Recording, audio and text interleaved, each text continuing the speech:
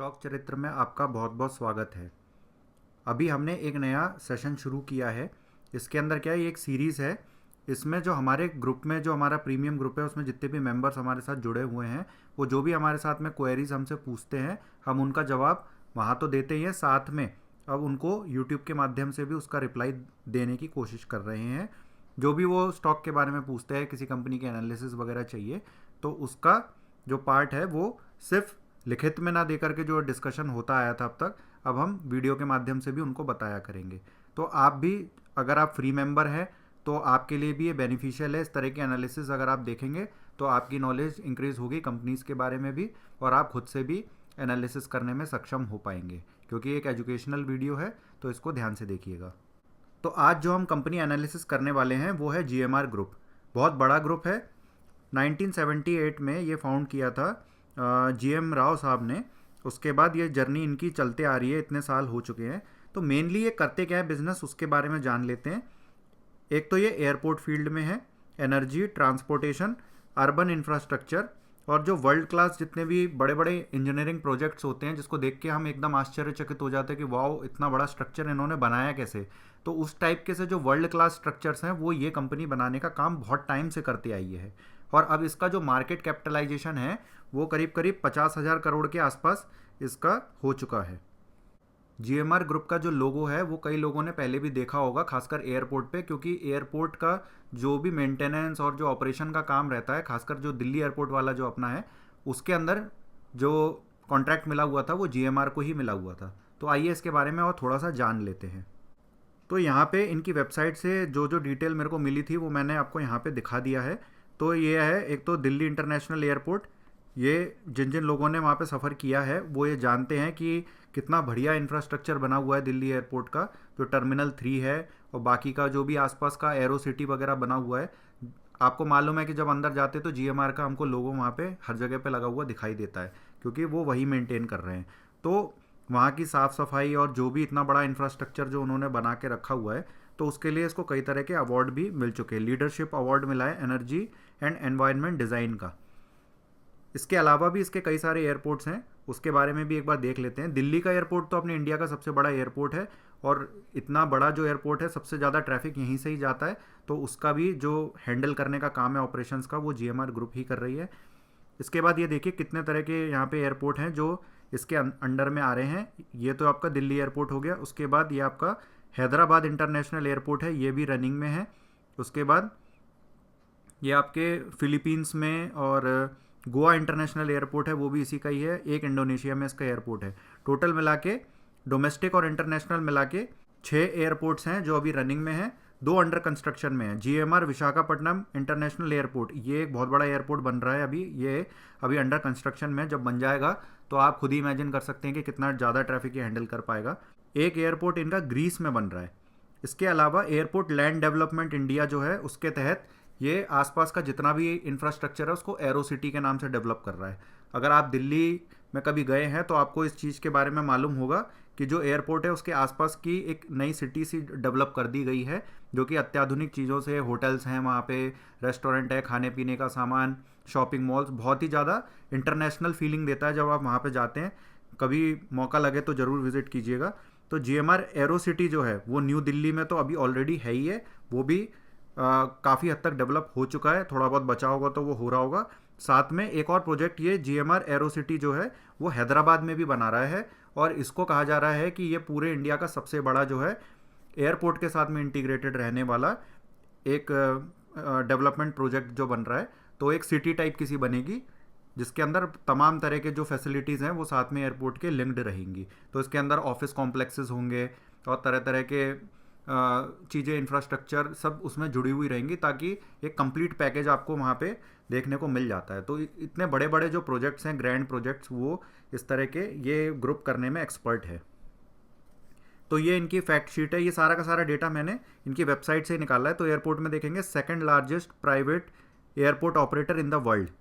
पूरी दुनिया में सेकंड नंबर का सबसे लार्जेस्ट प्राइवेट पोर्ट का ऑपरेटर है एयरपोर्ट का। इसके 6 अभी रनिंग में, जैसा बताया था, 2 अंडर कंस्ट्रक्शन में, और टोटल इनके पैसेंजर्स जो है वो 100 मिलियन से ज़्यादा इनके पैसेंजर्स इनके एयरपोर्ट के थ्रू पास होके जाते हैं हर साल। और 310 इनके एयर रूट्स जो भी हैं, जो इनका रहता है उसमें ये ऑपरेट करते हैं टोटल मिला के। और ये डेटा जो है वो FY 2023, 22 और 23 का है, तो ये इनकी वेबसाइट से ही लिया गया है जो लेटेस्ट था। इसके अलावा ये तो एयरपोर्ट की कहानी थी, इसके बाद ये आ गया ट्रांसपोर्टेशन में। तो ट्रांसपोर्टेशन में देखिए कितने तरह के हाईवे भी इनके अंडर में आ रहे हैं। तो ये एक GMR का पोचनपल्ली एक्सप्रेसवे यहाँ पे एक बना हुआ है, और इसके अलावा चेन्नई आउटर रिंग रोड एक बनी हुई है। इस तरह के अलग अलग, एक विजयवाड़ा में एक्सप्रेसवे बना हुआ है। तो इस तरह के 4-5 इनके प्रोजेक्ट्स यहाँ पे भी हैं जो हाईवे का काम ये कर रहे हैं। DFCC मतलब ये कॉरिडोर हो गया, जो लॉजिस्टिक कंपनीज होती हैं उनके लिए जो प्री डिफाइंड रास्ते होते हैं जो जल्दी जल्दी सामान को पहुंचा सके, उसके लिए जो बड़े बड़े रास्ते बनाए जाते हैं उनका डेवलपमेंट भी ये कंपनी करती आई है। ट्रांसपोर्टेशन के बाद में एनर्जी सेक्टर में भी इनका बहुत बड़ा योगदान है। तो एनर्जी सेक्टर में देखिए ग्रीन एनर्जी में है, विंड में है, हाइड्रो पावर में है, सोलर में है, कोल में है। इसके अलावा गैस सेक्टर्स में भी है, ये गैस का भी ये डिस्ट्रीब्यूशन वगैरह करते हैं। और इसके अलावा पावर ट्रेडिंग भी करते हैं, तो जितनी भी पावर ये प्रोड्यूस करते हैं उसको ये सेल करते हैं, तो उससे भी सिग्निफिकेंट इनका रेवेन्यू क्रिएट होता है। तो बहुत ज़्यादा डाइवर्स तरीके से, तो मेनली इंफ्रास्ट्रक्चर और जो एनर्जी सेगमेंट है, ट्रांसपोर्टेशन है, उसके अंदर इनका काफ़ी अच्छा बिजनेस चल रहा है। अर्बन इंफ्रास्ट्रक्चर के अंदर जो तमिलनाडु के अंदर ये मल्टी प्रोडक्ट के लिए इंडस्ट्रियल प्रोजेक्ट्स जो है बड़े बड़े ये तैयार कर रहे हैं, जिसके अंदर एक ही जगह पे इनको बहुत सारे फैक्ट्री सेटअप करने में मदद मिलती है। एक बार GMR इंफ्रा का जो टोटल रेवेन्यू आ रहा है उसका एक बार ब्रेकअप देख लेते हैं। तो अगर इनका 100 रुपये का रेवेन्यू आ रहा है तो उसमें से 83% जो है वो एयरपोर्ट से आता है ओनली। तो एयरपोर्ट का सबसे बड़ा योगदान है। उसके अलावा बाकी जो बच गए हैं वो उनसे जो इनका रेवेन्यू आता है वो 12% का है। एयरपोर्ट के अंदर भी देख लेते हैं, उसके अंदर ये ब्रेकअप है। एरोनॉटिकल 28%, नॉन एरोनॉटिकल 41% और अदर्स जो है वो 30% इनका रेवेन्यू इस फील्ड से आता है। सिमिलरली पावर की बात करेंगे तो जो वो 12% अदर वाला था उसके अंदर ही पावर है, और पावर के अंदर भी जो 65% है वो इलेक्ट्रिकल एनर्जी को बेच करके ये लोग कमा लेते हैं, कंपनी कमाती है। उसके बाद कोल ट्रेडिंग जो है उससे 35% कमाती है, और बाकी जो रोड्स हैं, ट्रांसपोर्टेशन की बात करेंगे तो उसके अंदर टोल से ये 81% कमा लेते हैं, और बाकी की जो चीज़ें रहती है ऑपरेशन एंड मेंटेनेंस वगैरह उससे ये 18% कमा लेते हैं। तो ये तो रही कंपनी के एक ओवरव्यू की बात। तो अगर फंडामेंटली देखा जाए तो मैं इतना ज़्यादा डीप में नहीं जाऊंगा कि हम उसके फंडामेंटल्स के अंदर प्रॉफिट एंड लॉस स्टेटमेंट्स को देखें और बाकी EPS, PE और जो बाकी चीज़ें लोग एनालाइज करते हैं उसमें जाने की अभी मेरे को आवश्यकता नहीं लगती है, क्योंकि कई बार ऐसा होता है कि वो नंबर्स हमको इतना क्लियरली ये नहीं बता पाते हैं कि ग्राउंड रियलिटी क्या है, और स्टॉक प्राइसेस जो होते हैं वो अपने डिफरेंट तरीके से चलते रहते हैं, और वो फंडामेंटल हमें कुछ और ही सजेस्ट करते रहते हैं, और फाइनली जो चार्ट होता है वो कई गुना हो जाता है, उसके बाद धीरे धीरे फंडामेंटल अपने आप इंप्रूव हो जाते हैं। तो बजाय इसके कि हम फंडामेंटल पे डीप फोकस करें, उससे अच्छा है कि हम टेक्निकल एनालिसिस पे पहले हम लोग देखें, कि क्योंकि हमें ओवरऑल तो पता लग गया कि ग्राउंड पे क्या काम चल रहा है, एयरपोर्ट मेंटेन कर रहे हैं, वही सबसे बड़ी चीज़ है जो हमें ग्राउंड पे दिखाई देती है। तो उसके बेसिस पे अगर हम जरा एक बार टेक्निकल चार्ट देखें तो इसका मैंने मंथली चार्ट लगा के रखा हुआ है। मंथली चार्ट में आप देखेंगे तो 2019 के बाद से यहाँ तक, तो ये देखिए पहले तो ये नीचे आया था, ये चार्ट जो अवेलेबल है वो 2007 से है, तो 7 से लेकर के 19 तक आप ये देखेंगे कि ये डाउनफॉल में ही चल रहा था, इसने कोई भी 1 रुपये का भी रिटर्न नहीं दिया। तो उसके बाद फिर ये काफ़ी टाइम के लिए रेंज बाउंड भी हो गया था। तो 2019 से 2021 तक देखिए यहाँ तक भी एक रेंज बाउंड रहा, उससे पहले भी था, पर यहाँ पे क्या है कि अब धीरे धीरे गिरना बंद हो गया था, तो एक हॉरिजॉन्टल इसका मूवमेंट शुरू हो गया था, तो ये नीचे गिरना तो बंद ही हो गया। उसके बाद जब कोविड का जब आया था उसके बाद से 2021 से आप देखेंगे तो यहाँ से धीरे धीरे इसने एक अप मूव पकड़ना शुरू किया, और अप ट्रेंड यहाँ से चलता हुआ शुरू हो गया। अब ओवरऑल अगर हम इसका स्ट्रक्चर देखते हैं अभी, तो ये कि ये राउंडिंग बॉटम का एक पैटर्न बना है। राउंडिंग बॉटम पैटर्न की एक खासियत ये होती है कि जब भी ये फॉर्म होता है तो उसके बाद एक लंबी तेज़ी बनती है, और ये पैटर्न्स तभी फॉर्म होते हैं जब जो मार्केट में एक्सपर्ट लोग हैं, जब वो ये बिलीव करते हैं कि आगे इस कंपनी का फ्यूचर अच्छा है, तभी इस टाइप का सा रिवर्सल हमको देखने को मिलता है।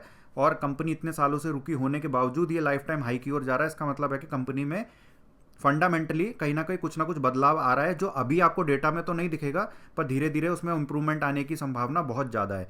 तो बजाय इसके कि हम फंडामेंटल पे पहले फोकस करें, उससे पहले अगर हमको चार्ट पे दिख रहा है कि चार्ट ऊपर की तरफ जा रहा है, तो संभावना इस चीज़ की ज़्यादा है।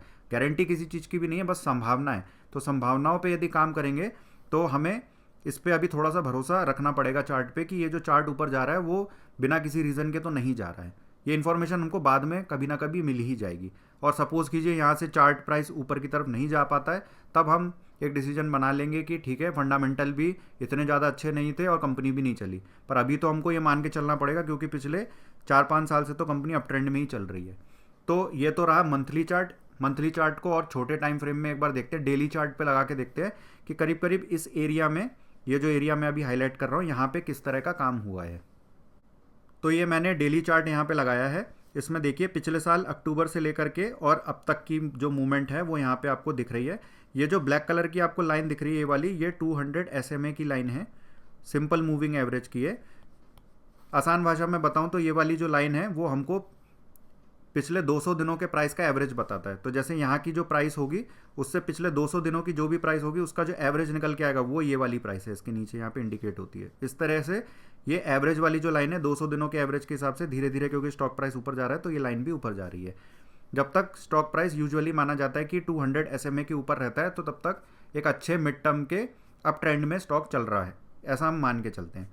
तो ये देखते जा रहे हैं कि जब भी स्टॉक प्राइस इस पे पहले भी आया था तो इसने यहाँ पे सपोर्ट लिया था, यहाँ पे लिया था, यहाँ पे लिया था, फिर ऊपर भी गया था, तो रिट्रेसमेंट करने के बाद इसके नीचे तो कभी नहीं आया।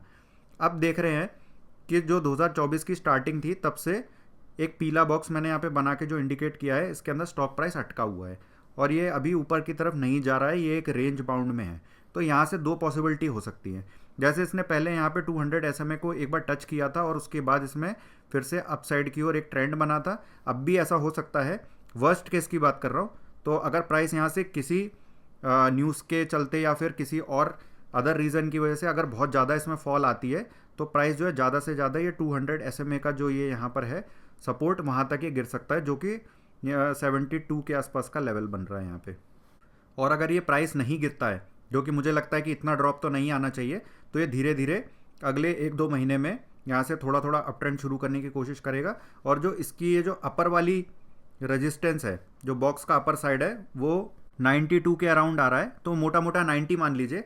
अगर यहाँ से हमको एक ब्रेकआउट दिखता है, यानी एक बड़ी कैंडल इसको तोड़ के बाहर निकलते हुए दिखती है और इस पर अच्छी क्लोजिंग आ जाती है, और यहाँ पे यदि हमको वॉल्यूम्स भी ज़्यादा दिखाई देते हैं, तो हम यहाँ से एक कंक्लूजन निकाल सकते हैं कि ये जो करेक्शन वाला जो टाइम पीरियड था, जो कि इस येलो बॉक्स से मैंने दिखाया, वो कंप्लीट हो चुका है। और फिर यहाँ से स्टॉक अपसाइड जाएगा, जैसे पहले भी जाते आ रहा था। आप देखते आए थे कि कहाँ 32 10 रुपये का भी हुआ करता था, और 5 साल के अंदर आप देख रहे हैं कि स्टॉक कहाँ से कहाँ पहुँच जा रहा है। तो आगे भी कुछ ऐसे तो डेवलपमेंट तो रुकी नहीं है, कंपनी अच्छी है, ग्राउंड पे काम दिख रहा है, तो ये ऊपर ऐसा कोई टारगेट नहीं है कि यहीं तक जाएगा। पर अगर एक रेफरेंस मान के चले तो मोटा मोटा मान सकते हैं कि 120-125 तक ये इसी स्पीड से अगर जा रहा हो तो जा सकता है। तो ये एक चार्ट एनालिसिस है जो अभी विजुअली देख के हमको समझ में आता है कि हाँ, इस तरीके से टेक्निकल एनालिसिस काम कर रही है। और ये जो मान लीजिए अगर ये ब्रेकआउट करके ऊपर भी जाता है तो इसको कम से कम 4-5 महीने तो इजीली लग जाएंगे, क्योंकि आप देख रहे हैं कि जब भी इसमें अप ट्रेंड वाला मूव आता है तो यहाँ पे टाइम पीरियड करीब करीब 3-4 महीने तो ये इजीली ले ही लेता है इतनी डिस्टेंस कवर करने के लिए। तो आगे भी यही अनुमान लगाया जा सकता है कि इस वाली डिस्टेंस को कवर करने के लिए करीब इसको 3-4 महीने का समय लग सकता है। तो एनालिसिस बहुत कठिन नहीं है, बहुत सिंपल सी एनालिसिस है। डेली का चार्ट खोला है इसलिए इसमें क्लैरिटी अच्छी मिलती है। अगर आप और छोटा चार्ट लगाते हैं तो वहाँ पे क्लैरिटी मिलना थोड़ी कम हो जाती है, क्योंकि ओवरऑल हमको समझ में नहीं आ पाता है कि चार्ट में चल क्या रहा है। यहाँ तो विजिबल है, अप ट्रेंड चल रहा है, और ये भी दिख रहा है कि एक यहाँ पे बॉक्स भी बना हुआ है। बॉक्स पे जब भी ब्रेकआउट आएगा तो हमें नज़र रखनी है। इसके बाद इसके अंदर आपको जैसी आप प्लानिंग करना चाहें, अपनी स्टडी करना चाहें फर्दर, आप वो कर सकते हैं। और ये चीज़ ज़रूर याद रखिएगा कि यहाँ पे आपको किसी भी तरह की कोई भी रिकमेंडेशन, एडवाइस कुछ भी नहीं दिया जाता है। ये तो बस एजुकेशनल पर्पज़ से बता रहा हूँ कि इस तरह से हम चार्ट को देख सकते हैं। बाकी एनालिसिस आपकी रहेगी, ट्रेड्स आपके रहेंगे, और किसी और को ब्लेम करके कोई फ़ायदा भी नहीं रहता है। अपनी खुद की एनालिसिस हमेशा करनी चाहिए, किसी और पे इतना डिपेंडेंट नहीं रहना चाहिए। हमें पता ही ना हो, ऐसा भी नहीं होना चाहिए कि हम ट्रेड लेते जा रहे हैं दूसरों के भरोसे और फिर हमारा लॉस होता जा रहा है। ऐसा कभी नहीं करना चाहिए। और सेबी भी इस चीज़ के बहुत ज़्यादा खिलाफ रहती है कि ब्लाइंडली किसी भी जगह पे इन्वेस्टमेंट नहीं करनी चाहिए। तो प्लीज़ अपनी स्टडी ज़रूर कीजिए और उसके बाद ही अपना कुछ डिसीजन बनाइए। आपकी मेहनत की कमाई सही जगह पर लगनी चाहिए। तो आशा करता हूँ कि इस वीडियो में आपको काफ़ी अच्छी जानकारी मिली होगी और कुछ टेक्निकल एनालिसिस कैसे करनी है इसका भी आइडिया लगा होगा। इसी तरह की वीडियोस और भी लेके आते रहेंगे। आपकी कुछ क्वेरीज़ हैं तो आप पूछ भी सकते हैं। कोशिश करेंगे कि कभी वीकेंड्स पर उनको भी कवर कर लिया जाए। इस वीडियो को देखने के लिए आपका बहुत बहुत धन्यवाद।